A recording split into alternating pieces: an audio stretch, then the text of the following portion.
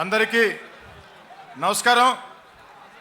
పైన ఎర్రటి ఎండ, నెత్తిన మండ, కడుపు మండ, కాళ్ళు కాల అయినా ఈ ఎర్రటి ఎండలో సైతం గిట్టుబాటు ధర కోసం ఈ ఎర్రటి ఎండలో సైతం వైఎస్ఆర్ కాంగ్రెస్ పార్టీ ధర్నాకెళితే రేషన్ కార్డు కట్ అవుద్దన్న భయం ఉన్నా, వైఎస్ఆర్ కాంగ్రెస్ పార్టీ మీటింగ్కి వెళితే ఇబ్బందులు తప్పవు, కేసులు తప్పవు అన్న భయం ఉన్నా, దివంగత మహానేత వైఎస్ రాజశేఖర రెడ్డి గారిని గుండెల్లో పెట్టుకుని రాజశేఖర రెడ్డి గారి బిడ్డ మన ఆరాధ్య నాయకుడు జగన్మోహన్ రెడ్డి గారిని నెత్తిన పట్టుకుని చేతిలో వైఎస్ఆర్ కాంగ్రెస్ పార్టీ జెండా చేతబట్టి కథం తొక్కుతూ పదం పాడుతూ దొర ఏందిరో దొర కొడుకేందిరో అన్న రీతిలో చంద్రబాబు ఏందిరో చంద్రబాబు కొడుకేందిరో, ఏం పీకుతావురో ఏం పెడతావురో ఎన్ని కేసులు పెడతావురు అంటూ కథం తొక్కుతూ పదం పాడుతూ ఈనాటి ధర్నాకి ఇచ్చేసినటువంటి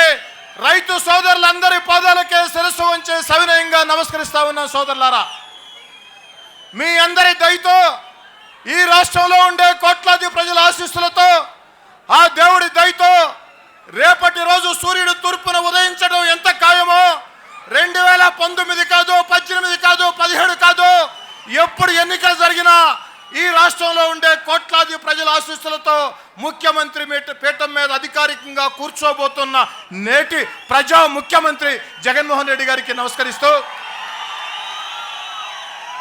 సోదరులారా, 95లో ఈ రాష్ట్రానికి ఒక దరిద్రం పట్టింది.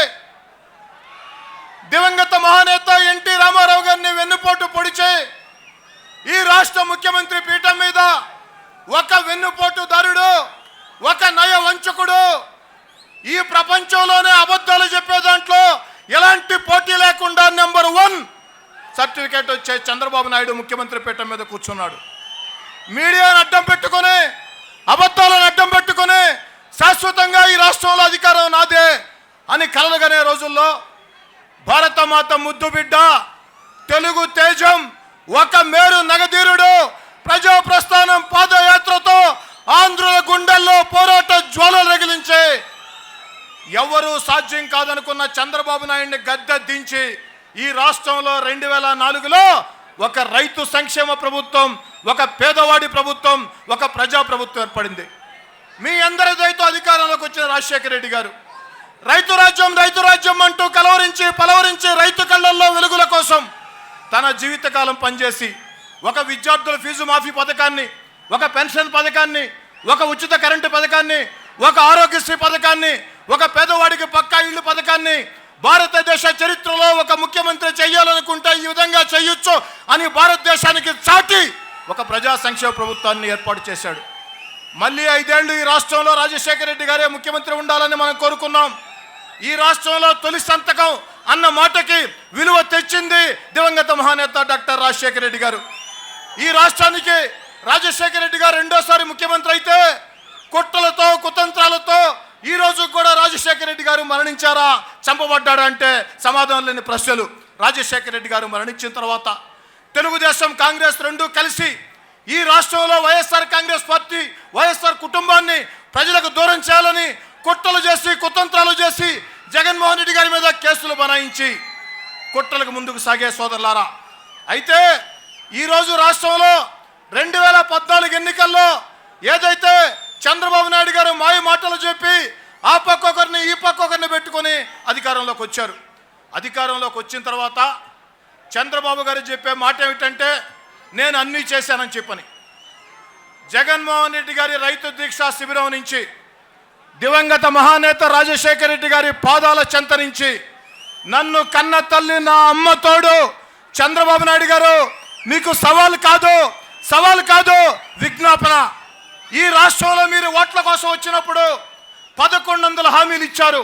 1100, 1000, 600, 700, 300, 100, 10 నేను అడగటంలే. ముచ్చటగా 3 హామీల గురించి మాత్రమే మాట్లాడుతున్నా. ముచ్చటగా నేను చెప్పే 3 హామీలు మీరు నెరవేర్చామని మీ సొంత నియోజకవర్గం కుప్పంలోనైనా, పులివెందుల్లోనైనా, అమరావతిలోనైనా ఎక్కడికైనా మీరు వస్తారా? లేదు నా స్థాయి సరిపోదనుకుంటే మీ ప్రతినిధులు పంపించండి, మీ ఎమ్మెల్యేలను మంత్రులను, ప్రజల మధ్యలో కూర్చుందాం. అయ్యా మీ గ్రామంలో రాష్ట్రం అంతా వద్దు, ఒక్క గ్రామం, మీ గ్రామంలో సంపూర్ణ రైతు రుణమాఫీ అయ్యిందా? మీ గ్రామంలో ఇంటింటికి నిరుద్యోగ భృతి వస్తుందా? మీ గ్రామంలో డాక్రా మహిళలకి రుణాలు రద్దయ్యాయా? చంద్రబాబు నాయుడు గారు 1100 హామీలు ఇచ్చారే, 3 హామీలు, ముచ్చటగా 3 హామీలు అడుగుతున్నా. మీకు నచ్చిన గ్రామం అంటున్నా, మీకు నచ్చిన గ్రామంలో ఈ 3 హామీలు వచ్చాయని ప్రజల చేత మీరు చెప్పిస్తే దివంగత మహానేత రాజశేఖర రెడ్డి గారి పాదాల చెంత జగన్మోహన్ రెడ్డి గారి దీక్షరించి అమ్మ తోడు ఎమ్మెల్యే పదవికి రాజీనామా చేసి ఆ రాజీనామా లేఖని ఈరోజు అందిస్తానని చెప్తూ ఉన్నా. చంద్రబాబు నాయుడు గారు, ఇంతకంటే మీకు అవకాశం ఎక్కడి నుంచి వస్తుంది? ఆంధ్ర రాష్ట్రం మొత్తం వద్దు, ఒక జిల్లా వద్దు, ఒక నియోజకవర్గం వద్దు, ఒక్క గ్రామంలో ముచ్చటంటే 3 హామీల్ని మీరు నెరవేర్చని చెప్తే ప్రతిపక్ష పార్టీ ఎమ్మెల్యేగా రాజీనామాకి నేను సిద్ధంగా ఉన్నా. చంద్రబాబు నాయుడు గారు మీరు సిద్ధమని అడుగుతూ ఉన్నా. చంద్రబాబు గారు చెప్తూ ఉంటారు, నేనెక్కడా, జగన్ గారు ఎక్కడా, నాకు జగన్ గారికి పోలికేందని. నిజమే, దాంట్లో నాకేం అనుమానం లేదు. బాహుబలి సినిమా చూశారమ్మా? అందరు చూశారా? బాహుబలి సినిమాలో బాహుబలి బల్లాల దేవుడికి ఎంత తేడా ఉందో జగన్మోహన్ రెడ్డి గారికి చంద్రబాబు గారికి అంత తేడా ఉంది. ఏం తేడా తమ్ముడు? ఇచ్చిన మాట కోసం మాట తప్పకూడదని మహారాజు పదవిని వదులుకున్న వ్యక్తే బాహుబలి. పదవి కోసం కన్న తల్లిని, తోడబుట్టే తమ్ముణ్ణి దారుణంగా చంపిన వ్యక్తి బల్లాల దేవుడు. పదవి కోసం పిల్లనిచ్చిన మామని దారుణంగా వెన్నుపోటు పొడిచి ఎన్టీఆర్ మరణించేదానికి కారణమైన చంద్రబాబు నాయుడు. మరి చంద్రబాబు నాయుడు గారు అప్పుడప్పుడు కూడా మీరు కూడా నిజాలు చెప్తుంటారండి. నిజమే, జగన్మోహన్ రెడ్డి గారికి మీకు చాలా తేడా ఉంది. ప్రజలందరికీ అర్థం కావాలని బాహుబలి ప్రపంచంలోని హిట్ అయిన సినిమా కాబట్టి అందరూ చూసుంటారు కాబట్టి బాహుబలికి బల్లాల దేవుడికి ఎంత తేడా ఉందో జగన్ గారికి చంద్రబాబు గారికి అంత తేడా ఉందని చెప్తున్నా. నా మాటలు ముగించే ముందు చిట్ట చివరగా 3 మాటలు. సోదరులారా, రేపటి రోజు సూర్యుడు తూర్పున ఉదయిస్తాడు అన్నది ఎంత వాస్తవం. ఈ రాష్ట్రంలో ఎప్పుడు ఎన్నికలు జరిగినా ఆ దేవుడి దయతో, కోట్లాది ప్రజల ఆశీస్సులతో జగన్మోహన్ రెడ్డి గారు ముఖ్యమంత్రి కావడం ఖాయం. ఆనాడు దివంగత మహానేత వైఎస్ రాజశేఖర రెడ్డి గారి సంక్షేమ రాజ్యం మళ్ళీ వస్తుంది. అయితే ఒకే ఒక్క మాట ప్రతి వైఎస్ఆర్ కాంగ్రెస్ పార్టీ కార్యకర్త, శాసనసభ్యుడు, ఎమ్మెల్యే, ఎంపీ, నాయకుడు గుర్తుంచుకోవాల్సిన మాట, వచ్చే ఎన్నికల్లో వైఎస్ఆర్ కాంగ్రెస్ పార్టీ వ్యూహం త్రిశూల వ్యూహం. చంద్రబాబు నాయుడు గారు డబ్బులు నా చేతుల్లో ఉన్నాయని, అధికారం నా చేతిలో ఉందని, అబద్ధాలు నేను చెప్తానని మీరు ఎన్ని మాటలు చెప్పినా త్రిశూల వ్యూహం 1 ప్రజా సమస్యల కోసం నిరంతరం సాగించే ప్రజా ఉద్యమాలతో జగన్మోహన్ రెడ్డి గారు ముందుకు నడుస్తారు. 2 చంద్రబాబు గారి తప్పుల్ని ఎప్పటికప్పుడు ఎత్తి చూపిస్తూ సోషల్ మీడియా, సామాన్యుడి చేతిలో బ్రహ్మాస్త్రం సోషల్ మీడియా. ఆ సోషల్ మీడియా 3వది 2014లో అందరికీ మనవి చేస్తూ ఉన్నా, ప్రతి కార్యకర్త, ప్రతి నాయకుడు గ్రామాలకు పోదాం, ప్రజల్లో కూర్చుందాం, తెలుగుదేశం పార్టీ మేనిఫెస్టో చూపిద్దాం. 2014లో చంద్రబాబు గారు చెప్పారా లేదా? చేశారా లేదా? చేసుంటే మా కోటేయొద్దు, తెలుగుదేశం పార్టీ కోటేయండి. చేయకుంటే మా కోటేయండి. ఇది వాడవాడలా ప్రతి నాయకుడు, కార్యకర్త చేపడితే చంద్రబాబు నాయుడు ప్రజా సునామీలో కొట్టుకుపోవడం ఖాయం. సోదరులారా, ఇటీవల కాలంలో సోషల్ మీడియా మీద లోకేష్ గారిని పప్పు అంటే అక్రమ కేసులు బనాయించారు. పాపం ఒక అసమర్థుణ్ణి, ఒక మందబుద్ధి వ్యక్తిని సవట అనకుండా పప్పు అంటే చంద్రబాబు గారు మీకు మీ కుమారుడి కోపం వచ్చిందే. నేను చెప్తున్నా, రైతు దీక్ష నుంచే చంద్రబాబు నాయుడు గారు మీరొక రాజకీయ అఘోరా. అఘోరా కడుపున పుట్టిన బిడ్డ లోకేష్ ఒక చిన్న అఘోరా.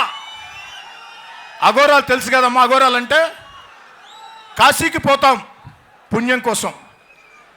ఆ యొక్క గంగానదిలో మన శవాలను వదిలేస్తారు మనం చనిపోయిన తర్వాత. కొంతమంది బతికుండగానే పుణ్యం కావాలని నీళ్లలో చనిపోతారు. మన బంధువుల శవాలు మనం వదిలేసి వస్తే మనం ఇట్లా వస్తూనే అఘోరాలు వచ్చి ఆ శవాలను పిక్కుతుంటూ ఉంటారు. ఆ వ్యక్తుల్ని అఘోరాలు అంటారు. పిల్లనిచ్చిన మామను ఎన్నుపాటు పొడిచే చంద్రబాబు నాయుడు గారు మీరొక రాజకీయ అఘోరా. మీ బిడ్డ ఒక రాజకీయ అఘోరా కొడుకు. ఒక ఎమ్మెల్యేగా నేను మాట్లాడుతున్నా, నీకు ధైర్యం ఉంటే, నీకు చిత్తశుద్ధి ఉంటే సోషల్ మీడియా మీద కాదు కేసులు పెట్టాల్సిందే. నా మీద పెట్టు కేసులు. బహిరంగంగా చెప్తున్నా, చంద్రబాబు నాయుడు గారు, లోకేష్ గారు, నా మీద పెట్టు కేసులు. పప్పు అన్న పదం కంటే రాజకీయ అఘోరా చాలా పెద్ద పదం. సోషల్ మీడియా సామాన్యుడి చేతిలో బ్రహ్మాస్త్రం. సోషల్ మీడియాని ఎవరు ఏ విధంగా అయినా వాడుకోవచ్చు. వైఎస్ఆర్ కాంగ్రెస్ పార్టీ కార్యకర్తలు చాలా చిత్తశుద్ధితో, నిజాయితీతో వైఎస్ఆర్ కాంగ్రెస్ పార్టీ కార్యకర్తలు సోషల్ మీడియాని ప్రజా సమస్యల పరిష్కారం కోసం, ప్రజా గుండె చప్పుల ప్రతిరూపంగా వాడుతూ ఉన్నారు.